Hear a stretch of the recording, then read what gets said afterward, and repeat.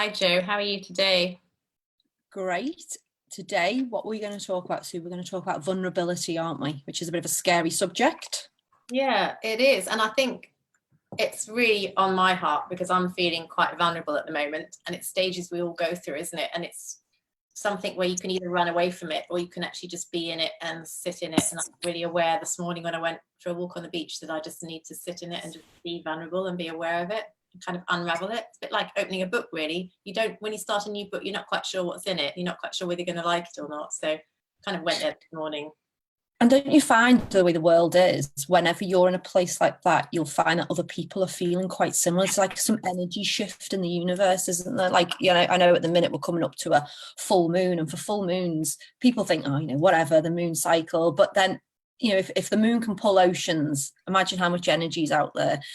And I think this is definitely a time for vulnerability, which you can see why. There's a heck of a lot going on in the world. And with all of that uncertainty out there, brings uncertainty within us. And I suppose that's a way to tap into your vulnerability as well. Yeah, and I think before we get going on vulnerability, we just clarify there's two types of vulnerability. One is when you're vulnerable because you're being abused sexually, physically, emotionally. We're not actually talking about making yourself vulnerable or being in vulnerability when you're being abused. We're actually talking about the vulnerability where you're prepared to open up to the rawness of who you are and be real as opposed to run away and hide. There's a lovely quote that I saw this morning, and it was, vulnerability is not a weakness, it's our greatest measure of courage. And we're looking at, can we be courageous in the circumstances we're in? Lots of people around the world right now in lockdown. There's evidence to show that mental health issues are on the increase because of isolation and all the aspects that go with lockdown.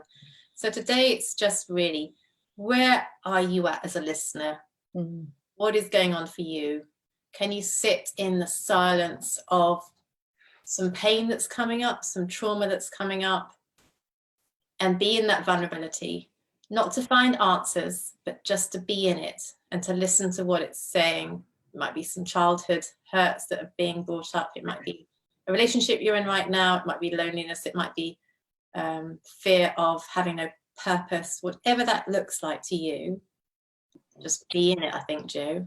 Yeah, and the word vulnerability, it will probably conjure up different things for different people, but to be in vulnerability is just to be vulnerable, to not have that iron fence built up around you to protect you. There's a lot of people out there, and in certain times in life, absolutely it's necessary. You've got to find coping mechanisms to get through things. And so we do put up iron fences around our heart to protect us. And if you've suffered a trauma, or if you are in a place of darkness, that is a natural reaction to go to. However, to be in vulnerability is to address these things and to accept that actually life is full of joy and sorrow and everything in between. It's full of love and fear and everything in between. It's to open your heart to the possibilities of things as well. It's not necessarily even just addressing things that have happened to you. To live in vulnerability is to be open to everything that life has to offer here and now. And you're like, I'm just going to give an example. Some people, they may have their heart broken, and therefore they may never go on to have another relationship again because they're so frightened to feel that pain again. So they've built that iron wall around their heart to not let anybody in. But by not letting anybody in, again, you're also missing out on those huge joys that love brings, love and connection. And that's just one example, isn't it? It can come in different forms in life. And we, as you say, we constantly walk through the journey of joy and suffering. The two go hand in hand. But I think what you said hits the nail on the head, is that we all have coping mechanisms, and you've got the extremes of coping mechanisms. And this morning we interviewed Owen, who talked about his very dark life and extremes that he had in terms of violence and drugs, and he went to prison in the end. We have coping mechanisms, but I think what's happening in lockdown is that a lot of our coping mechanisms are not in place. So we can't bury ourselves in the social life. We can't rush out and go to the pub. for people where exercise, I mean, I know people swimming is their relief, and now swimming, they can't swim. They're left with the raw pain of who they are. Actually, it's a really good thing to not have those coping mechanisms, because it means we can no longer run away. We have to sit in it. And it might be that work is just a coping mechanism, being really busy, traveling the world, going on holidays, buying something new, being on the boat, entertaining friends, dinner parties, whatever it looks like. It's all coping mechanisms to run away from sitting in the silence of the now, unraveling who am I, where am I at, what are my relationships like, am I healthy, how do I want to evolve myself. And I think I sat on the beach this morning and just watched the water, and the water was so healing. And I saw these footprints in the sand. It was fresh sand as the tide was going out. And I thought, gosh, isn't it interesting? There's always footprints. There's always a direction if you're looking for it. And you can be in the stillness and silence. That are the footprints that will show you the way. Absolutely. And for me, I've definitely faced vulnerability this week. And last night, you know, I'm queen of therapies. You know, I've tried lots of different things over the years, and I've been on this ride and this journey to being a deeper, better me, a more authentic me. And I know I've got to address certain things. So last night I had my very first EFT therapy session via Zoom. And I don't know if anybody knows about EFT, but it's emotional freedom technique. It works on the acupuncture points within our body, and you basically tap them. So, you know, you tap here, tap here, tap here, while saying statements. And to me, like with the lady I was working with, Jane, she first started off asking me some questions, and I can rationalize everything because I have been on this journey and I do know how things work. And I'm feeling like this because this, and this, and this. That's not actually being in a place of vulnerability. That's just being in a place of knowledge. And we can get all that knowledge from our self-help books, from all our experiences. And yet from an intellectual point of view, I know why I'm feeling. I know what I'm feeling. However, that's not actually feeling it. And so she took me from a place of talking about it like blah, blah, blah, blah. Yes, this has happened. That's happened. Yeah, I'm finding it really hard to deal with X, Y, Z. To then actually feeling the feeling and to get back into my heart. So not up here, not out there. I brought everything back into my heart. She grounded me. She calmed me till I was at a point where I could actually feel it. And of course, what happens? I spent 45 minutes bawling my eyes out while working through these things because it was an energy shift. And so today, I'm certainly feeling vulnerability on a massive scale, but it's good. And the tears, I think there's a fear of sitting in vulnerability because the tears often flow, and people are worried that the tears are a weakness, or they're frightened of the tears. But the tears, actually, when you get to that place where the emotions are so strong that the tears flow, that's when you're being healed. That's when you're being set free. So if the tears aren't flowing and you're not in a place of pure, raw feelings and emotion, then the healing can't take place. So that's where the power is. So if you're at that place, it's healthy. That's a really good place. Yeah. And she said to me as well, and it was a really poignant thing, and it really got into my soul. She said to me, and she was talking to me as a woman, and she said, women often don't want to cry because they feel like they will never stop. And it was so raw to me at the time because it was exactly how I feel. And sometimes, you know, I am a big crier, so it's not like I don't cry. I can cry at happy things, sad things, you know, somebody being nice out in the street. I cry at a lot of stuff. However, when it's about us and we have to feel something deep within us, to let those floodgates open is vulnerable. Very vulnerable. And I totally resonated with what she said. We often feel like we're never going to stop. And she said, I have got you. You are safe. I promise you, you will stop crying when the tears have flown enough. You know what I mean? They're not going to flown. Where are they flowing to? Right. But you know what I mean? When they've stopped flowing, let's do that. But yeah, so, and it was so true, but to be totally vulnerable and to allow those tears and to know those tears, you're crying them for you as well. And that's okay. That's okay. But you've said something quite critical in there, which is that she said she was holding you safe. And to be vulnerable emotionally and psychologically, you need to be in a safe place. And if you're in a relationship, then your partner whoever it might be, mother, father, can often hold you safe while you go through those feelings and emotions. But if you're on your own or don't feel safe in a relationship to do that because you're in a struggling relationship. I went this morning for a walk on the beach and it was just sitting on a rock and listening to the waves. That was my safe place. So I can go out of the house and go to a safe place, bare feet on the sand, to actually experience the beauty and oneness of creation, because we're all interconnected, and to feel the beauty of the transparency of the now and the ugliness. And I blogged this morning because I went down these steps and it was dark and it was muddy and dirty and all the leaves were sort of composting. And I thought, that's where the beauty is. Actually, that's my lesson today. The beauty is in the raw and the ugly and the dirt and the muck, because that's where we grow. And I was thinking about, you know, the leaves becoming this rich black soil. That's where things can grow. So our pain of the past, our pain of trauma, whatever has happened to us, that is the richness of the beauty that can evolve. But if we're not prepared to go into that vulnerability, if we're not prepared to go into the dark, dirty bits of ourselves we don't like deep in our soul, then we can't also grow into a place of absolute transparency and be congruent with who we are. With our message, are we walking the life congruent with the values that we hold true to ourselves? Or are we covering up for, you know, we try and live a life that's pretending and be squeaky clean and be somebody we're not? And I guess that's the message on our podcast, isn't it? We want to be raw and vulnerable. We want to be real because we want to put the message out there that there's a journey we can go on to come to this place of peace and freedom, where we look at who we're meant to be. Yeah, absolutely. And our beautiful mentor who we look to a lot of the time, Brene Brown, writes about vulnerability so beautifully. Her TED Talks on vulnerability are so awesome. We highly recommend you go and check her out. But I'll just read a quote. It says, "Vulnerability is the core of shame and fear and our struggle for worthiness. But it appears that it's also the birthplace of joy, of creativity, of belonging, of love."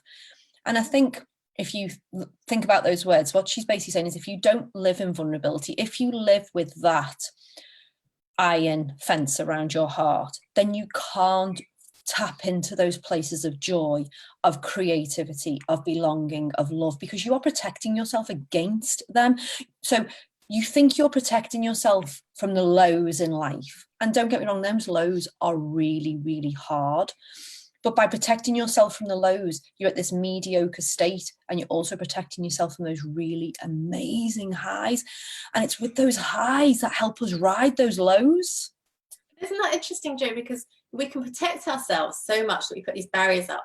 And they're in that place where we've got our barriers and we're sort of in a prison. We go looking for happiness and we go striving just for a fix that day so that we're in a happy place. And yet when we take those barriers down, it's almost like the universe brings us what we need, and it brings eternal joy. And you can then find joy in the suffering, joy in the pain. And that joy doesn't really go because it's a inner internal love and a connection with everybody else's love. It's so powerful. You think, gosh, why did I put that wall around myself and then try and seek happiness outside of my barrier, when you can take the barrier down and just be? And it's a place where you just have to trust. It's trusting the unknown. What's the quote I got just now? Vulnerability is not winning or losing. It's having the courage to show up and be seen when we've got no control over the outcome. And that's the thing, isn't it? We can control the outcome and seek the temporary happiness with the money that we've got, or the things we can buy, or the things that we can do, or the titles we can inherit. But when you're not seeking the outcome, or you're not seeking to control the outcome, and you let those barriers down and just say, well, I'll just be vulnerable, I'll be who I am, I won't pretend, then that's when the healing starts and the beauty. Whoa. I know we are queen of quotes, but I'm going to read another one just because it says it so much better than what I can. And it's by the Better Man Project. And I love the fact that this is actually targeted towards men, because, you know, as women, we say this, we try to go to be vulnerable a little bit more often, and men often protect their hearts. So vulnerability is terrifying. The courage it takes to reveal your heart is one of the most daunting and yet rewarding experiences in life, and it will set you free. It's powerful, isn't it? Because it is terrifying, because it's scary to be vulnerable. It's scary to face your fears. It's scary to face your past, your present, your future at times. So to be vulnerable, it does take a little amount of fear, and that fear it's a good fear. You know, we do want to protect our heart sometimes, but actually by opening your heart, let it bloom like a flower, and you will feel the joys, the creativity, the love, the connections, and you will feel them at a much higher level than when you are in protection mode. Self-preservation mode is necessary at times, absolutely. Coping mechanism. At times, you know, I've been in an extremely abusive relationship. Could I be vulnerable in that? Heck no. Heck no. I mean, I was still vulnerable. I found times where I could be, but not with him. Absolutely no. So coping mechanisms, however, to find vulnerability is beautiful and worthwhile, even though it's terrifying. And your quote sums it up, because it talks about being set free. And ultimately, we're all seeking freedom. We're all seeking to be free from ourselves, and all, you know, we've been held bondage and captivity to the slaves of ourselves, which are anger and unforgiveness and bitterness and blame. We want to be free from being held captive and hostage to what holds us back. And it's always internal. It's never other people. So I love the fact that that quote talks about it ultimately sets you free, which is what we all want. I know. I love it. Shall I read it again just because it's so beautiful? Yeah. Vulnerability is terrifying. The courage it takes to reveal your heart is one of the most daunting and yet rewarding experiences in life. It will set you free. And I think it resonates too, because we've just had that amazing interview with Owen, and his life story was so powerful about, you know, being rejected in a relationship. That was his breaking point, seeing his best mate go off and sleep with his girlfriend that he thought he'd marry.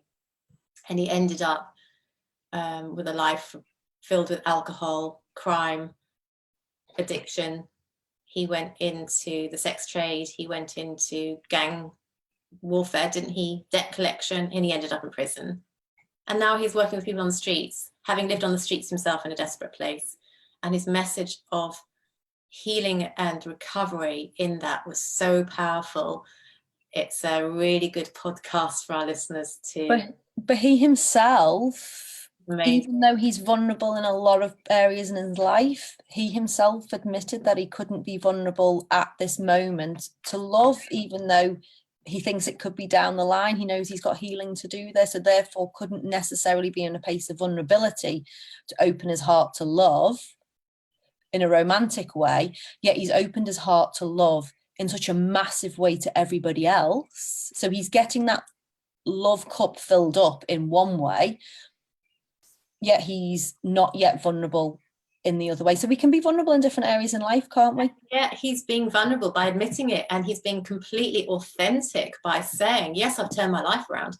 Yes, I found my purpose, but I'm still vulnerable, and I'm still prepared to say I was so badly hurt, I haven't yet gone there again and explored it. And that is being vulnerable, isn't it? Absolutely. So courageous. Yeah, he's not saying, I don't need a relationship, you know, I'm so happy in my work, I actually, you know, meet girls, but I'm not really interested. He was really prepared to be vulnerable and real and authentic, and that's how we build connection. You know, I had tears flowing down my eyes. I was just sitting there thinking I need a tissue to listen to his story. And I felt so connected. That's when you can have proper relationships, because you can be truly authentic and real together without the facade of the pretense or the lack of being real with who you are. So I think vulnerability is critical. It's not very when you're in it.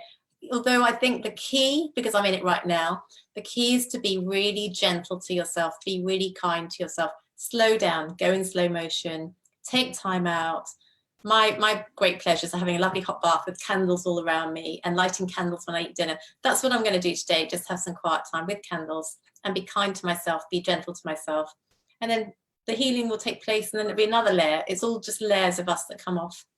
But wow, it was lovely. It's such a joy to speak to Owen this morning and realise that we always see incredible life stories on our podcast. They're so inspirational.